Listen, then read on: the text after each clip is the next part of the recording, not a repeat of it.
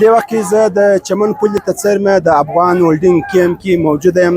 2 ورځې مخکې د محرم په وجه باندې د عامو چټیانو اعلان شوی و، خو د هغه وروسته نن 2 ورځې بعد په کیمپ کې ګڼه ګوڼه زیاته ده. کوم افغان کډوال دي هغه دې کیمپ ته را روان دي.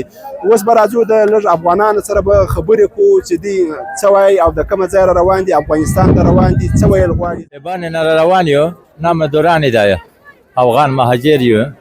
بان را روان یو، نن مو درېیم ورځ ده چې دلته ولاړ یو، یا اوبه نشته یا نور انتظامات. موږ ته چې د لیار خلاصه شي بس د محرم د وجې نه ولاړ وو، خو دا تنګین دا چې کړه چې راسره دی ستې اوبه ښځینه دي، دغه ډېر په خدای موټر ولاړ دی. یاره موږ خو 21-22 کسان یو داسې اندازه، دغه یو خو ګاډي خو مې نور هسې نه دي هغه کړي، په هر ګاډي کې دغسې 30 کسان 40-50 کسان به وي. زموږ سره شپږ هغه دا فامیل ده، دلته نور انډیوالان سره دي، چا سره لاس دي، چا سره 8 کسان دي. دا فامیلونه موږ سره دي، موږ سره خپل 2 ګاډي دي.